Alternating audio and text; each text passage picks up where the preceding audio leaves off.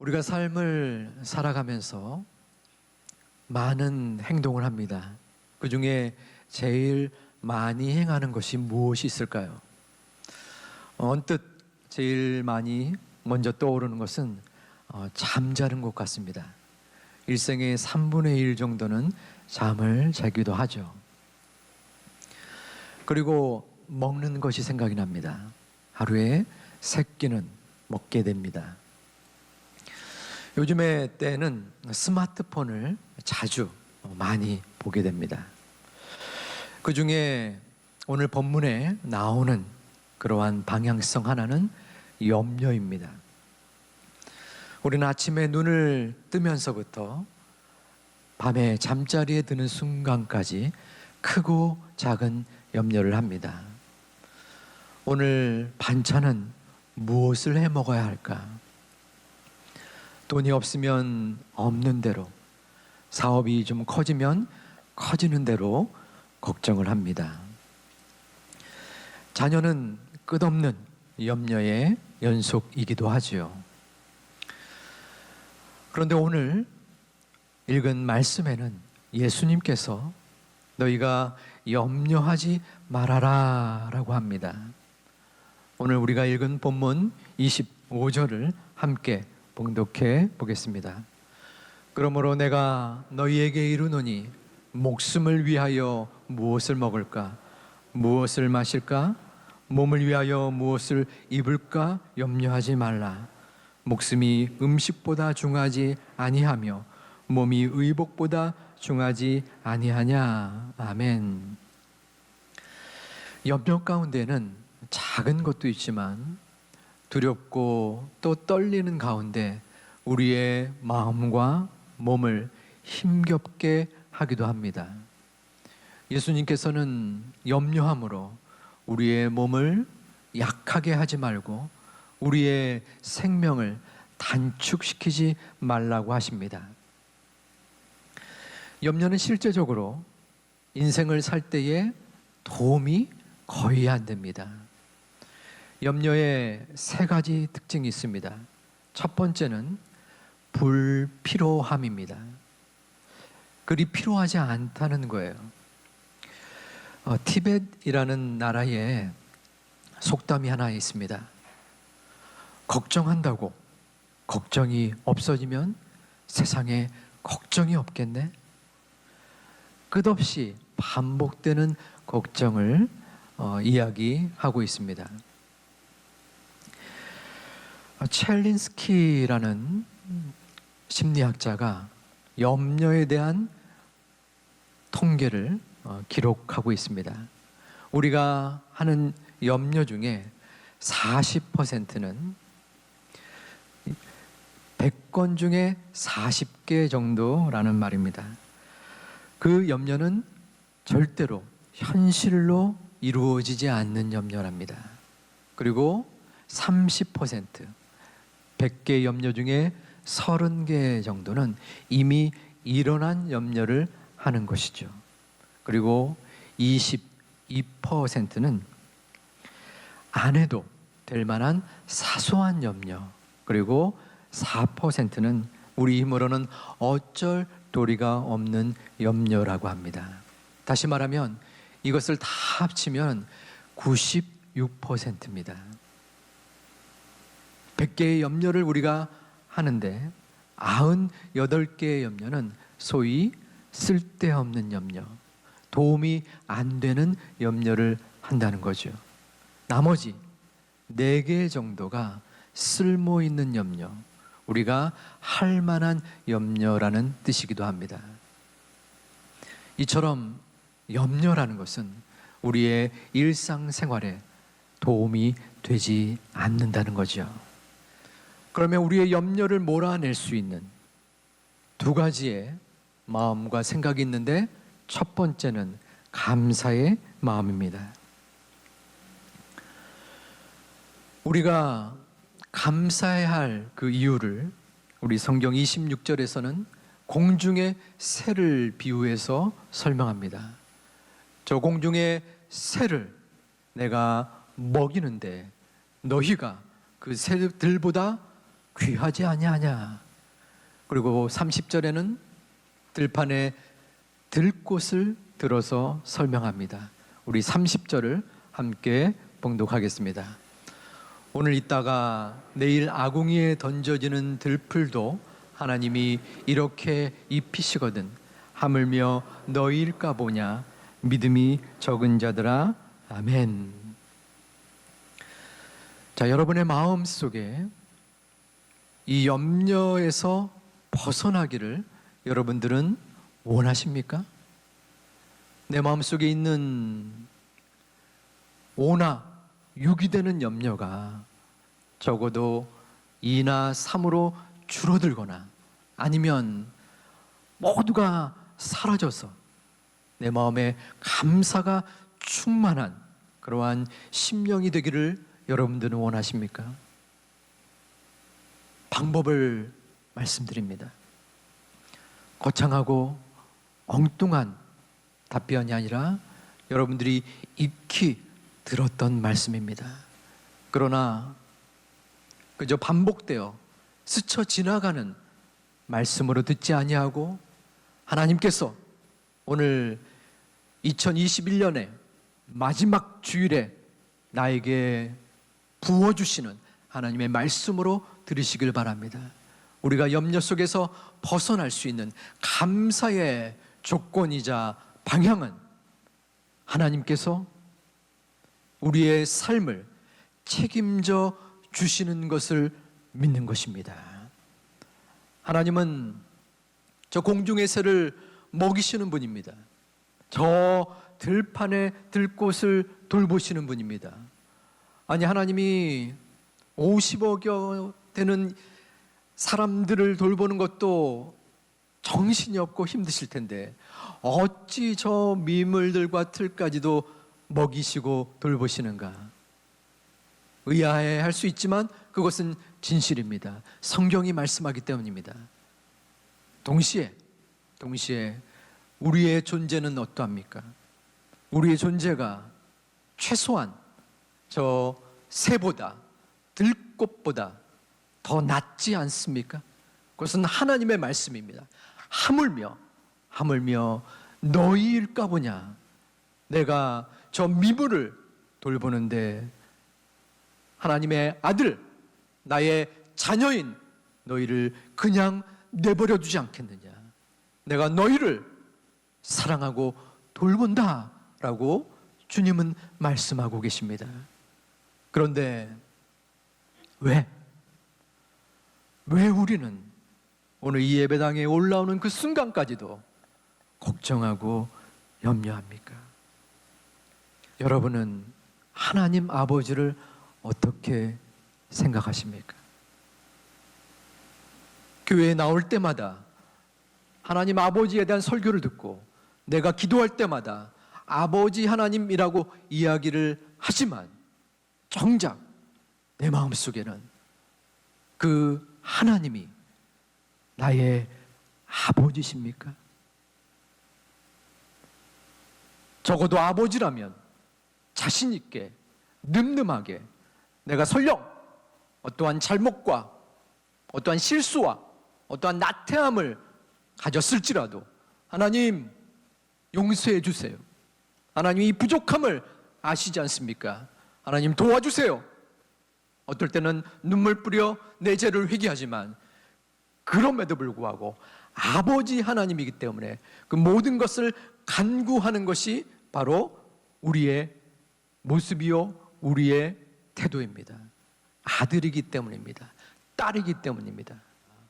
그 확신이 우리 가운데 있을 때 우리의 마음에 감사가 들어오는 것입니다.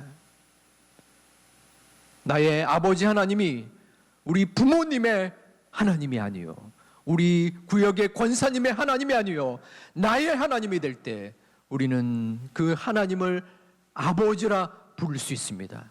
그 하나님 아버지는 사랑하는 외아들 독생자 예수님을 이 땅에 보내셔서 그 아들을 희생시키면서까지 우리를 품에 안으시고 사랑한 하나님 아버지십니다. 그 하나님의 사랑 때문에 우리는 올해의 마지막 주일 예배를 드리면서 감사의 고백을 드리게 됩니다. 아버지 하나님, 지난 1년여 동안 지치고 두렵고 힘겨운 상황 속에서라도 우리를 이만큼 버티게 하여 주심을 감사합니다. 어려움 속에서도 고난 속에서도 하나님을 바라볼 수 있는 믿음을 주셨으니 감사를 드립니다. 우리에게 물질의 가시, 육체의 가시, 자녀의 가시, 관계의 가시 등등 수많은 가시를 주셨지만 그 가시 때문에 하나님께 나아가고 하나님과 떨어지지 아니하고 하나님 앞에 더욱더 예배를 드릴 수 있으니 감사를 드립니다. 그 모든 감사는 아버지 하나님께서 우리의 삶을 책임져 주신다는 믿음의 확신으로부터 시작됩니다. 그저 내 주문처럼 남들이, 내 부모님이 감당하니까 억지로 따라가서는 그 믿음은 온전해질 수 없습니다. 사랑하는 제2교회의 성도님들, 올 한 해를 마무리하면서 여러분들은 어떠한 마음이 드십니까? 여전히 불안하고 염려가 되고 걱정이 되는 것은 부인할 수 없지만 나의 삶을 이끌어 주시고 인도해 주신 그 하나님께 우리의 믿음을 드리고 감사로 드리는 하나님의 귀한 자녀들이 되시기를 주님의 이름으로 축원드립니다. 두 번째 마음의 자세가 있는데 그것은 소망의 마음입니다. 우리 본문 33절을 함께 봉독해 보겠습니다. 그런즉 너희는 먼저 그의 나라와 그의 의를 구하라. 그리하면 이 모든 것을 너희에게 더하시리라. 아멘. 이 모든 것은 무엇입니까? 우리가 생존에 필요한 어떠한 것도 다 포함됩니다. 먹을 것, 마실 것, 입을 것입니다. 하나님께서 우리의 삶 속에서 필요한 것을 아시고 이 모양 저 모양으로 세밀하게 채워주신다는 것입니다. 여기에 소망이 담겨져 있습니다. 소망은 불안과 걱정과 염려를 몰아냅니다. 염려는 두려움입니다. 지금 내 눈앞에 보이는 현실의 불안, 앞으로 이루어질 장래에 대한 불안정함, 우리는 매 순간마다 나를 공격하는 골리앗에 맞서게 됩니다. 나를 엄습해오는 홍해바다가 나를 뒤엎을 것 같처럼 느껴집니다. 여전히 나의 모습은 미약하고 미흡합니다. 이 환경과 내 자신에 대한 생각은 점점 소망으로부터 나를 멀어지게 합니다. 이것은 사단의 전략입니다. 사단은 우리를 지속적으로 꼬투립니다. 야, 그렇게 해서 네가 되겠냐? 그래가지고 네가 뭘 해먹겠냐? 점점 상황은 어려워지지 않느냐? 그럴 때 우리는 무엇을 바라봐야 합니까?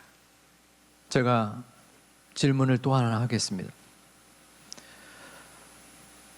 답을 미리 가르쳐 드리겠습니다. 답은 하나님이십니다 라는 것입니다. 제가 질문을 하면 여러분들은 그 답을 뱉으면 됩니다. 말씀하시면 됩니다. 연습을 한번 해볼까요? 온 우주를 만드신 분은 누구십니까? 야, 아주 참 잘하셨습니다. 자, 본격적인 질문합니다. 우리의 삶 속에 가장 필요로 하는 분은 누구십니까? 고난 속에서, 나의 지난 삶의 그 어려움 속에서도 나를 끝까지 붙들어 주시는 분은 누구십니까? 내 눈물을 닦아주시는 분은 누구십니까?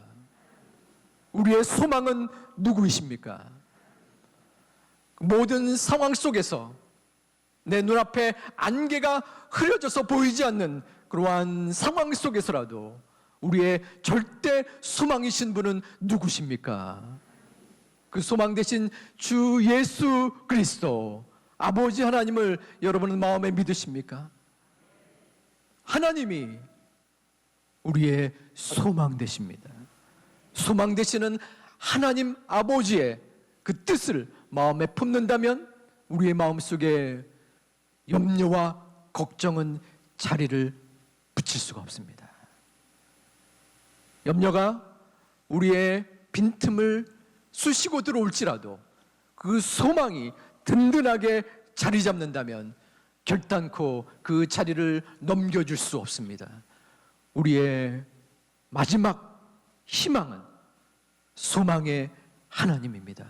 그 소망의 하나님을 이제 다가오는 내년을 우리가 바라봅니다. 여전히 상황은 힘들고 어쩌면 더욱더 어려워질 수 있습니다. 그럼에도 불구하고 우리가 결코 낙심할 수 없는 것은 우리가 잠시 동안 넘어질지라도 다시 일어나서 회복할 수 있는 것은 우리의 소망 되시는 아버지 하나님의 은혜입니다. 이 모든 것을 더해 주신다라는 말씀에 전제가 있습니다. 우리 33절에 보면 그런즉 너희는 먼저 그의 나라와 그의 일을 구하라. 그냥 아무에게나 이 모든 것을 더하지 않는다는 거예요. 한편으로는 하나님 째째하시지, 뭐 그냥 다 주시지 뭘 거기에 조건을 다십니까? 그것은 성경의 진리입니다. 아무나 주는 것은 은혜입니다. 은혜의 혜택을 우리가 받았어요. 그러나 동시에 우리의 헌신과 노력을 하나님은 요구하십니다. 그의 나라와 그의 의는 무엇입니까? 하나님 앞에 예배하고 찬양하고 경배하는 것입니다. 하나님께 영광을 돌리는 삶을 살아가는 것입니다. 하나님의 뜻과 섭리를 우선적으로 추구하는 제자의 삶입니다. 로마서 14장 8절은 제자의 삶을 이렇게 표현합니다. 함께 봉독해 보겠습니다. 우리가 살아도 주를 위하여 살고 죽어도 주를 위하여 죽나니 그러므로 사나 죽으나 우리가 주의 것이로다. 아멘. 살아도 주를 위하여 살고 죽어도 주를 위하여 사는 삶, 제자의 삶입니다. 이와 반대되는 삶은 무엇입니까? 32절에서는 이방인이라는 표현이 나옵니다. 생존을 위하여 무엇을 먹을까 입을까 고민하고 걱정하는 삶입니다. 나를 위한 삶입니다. 하지만 주 예수를 믿은 후에, 우리가 새 사람으로 된 후에는 나를 위한 삶에서 하나님을 위한 삶으로 바뀌어져야 합니다. 그것이 내가 살아도 주를 위하여 살고 주를 위하여 죽어도 주를 위하여 죽는 삶입니다. 두 가지의 삶이 제시되어 있습니다. 제자의 삶, 또 하나는 이방인의 삶입니다. 여러분은 어떠한 삶을 살아가시렵니까? 제 스스로를 한번 살펴보았습니다. 말씀의 준비 가운데 나는 이방인인가? 아니면 제자인가? 여러분 앞에서 저는 제자입니다. 하나님 앞에서 제가 제자처럼 살았어요 라고 떳떳하게 자신 있게 이야기하고 싶었는데 그렇지 못했습니다. 이방인, 제자 그 사이에 양다리가 있었습니다. 양다리. 여러분들은 어떠합니까? 모두가 똑같은 사명과 방향을 추구하는 것은 아닙니다. 그러나 하나님은 그 중심을 바라보십니다. 너희가 네 맡은 자리에서 어떠한 하나님의 영광과 나의 나라와 나의 의를 구하며 살아가려느냐. 그것은 작은 것일 수 있고 또한 우리의 모습에 더 어려운 요구일 수도 있습니다. 예배 참여일 수도 있고 교회 봉사일 수 있습니다. 어떠한 것이든 하나님께서 말씀 가운데 성령으로 너희가 나의 나라와 의를 구하여야 되지 않느냐라고 말씀하실 때 그 말씀을 믿음으로 받으시고 하나님 앞에 드려짐으로 말미암아 그 하늘 아버지의 은혜가 여러분 가운데 있으므로 내가 필요한 너희에게 필요한 모든 것을 다 허락하겠다라는 은혜의 체험이 있는 내년 한 해가 되시기를 주님의 이름으로 축원합니다. 말씀을 마치고자 합니다. 저는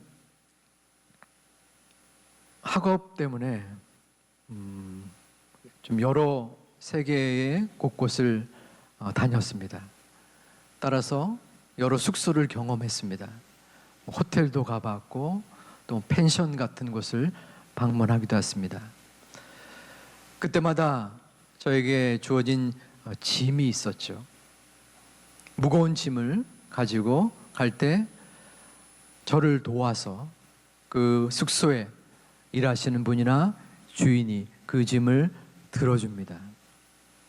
무거웠던 제 몸에 기운이 힘이 나는 그러한 상황을 저뿐 아니라 여러분들도 경험했을 것입니다. 우리 모두는 인생에 무거운 짐을 짊어지고 가고 있습니다. 여러분들이 이 성전에 올라올 때 또 이 영상의 예배를 드릴 때도 여전히 여러분의 어깨에는 무거운 물질의 짐, 자녀의 짐, 육신의 짐, 그 많은 기도의 짐을 지고 계실 겁니다. 주님은 우리에게 말씀합니다. 시편 55편 2절에 너희 짐을 여호와께 맡기라 라고 말씀합니다. 우리의 짐을 하나님 아버지께 맡겨야 합니다. 왜? 자녀인 여러분들이 끝까지 하나님은 어떻게 해서든 너를 도와줄 것이야. 어떻게 해서든 나는 너를 사랑하고 너를 위하여 내 아들을 희생시킨 만큼 사랑하였으니 내 짐을 나한테 맡겨라. 염려하지 마라. 고민하지 마라. 불안해하지 마라. 나에게 제발 내 짐을 맡겨라. 내가 너를 도와주고 너에게 필요한 모든 것들을 이끌어주겠다라고 말씀하는데 여전히 여러분들은 고집스럽게 끝까지 여러분들에게 주어진 짐을 지고 가는 사람은 아닙니까? 우리의 짐을 아버지 하나님 앞에 맡기시는 하나님의 자녀들이 되시기를 축원드립니다. 제발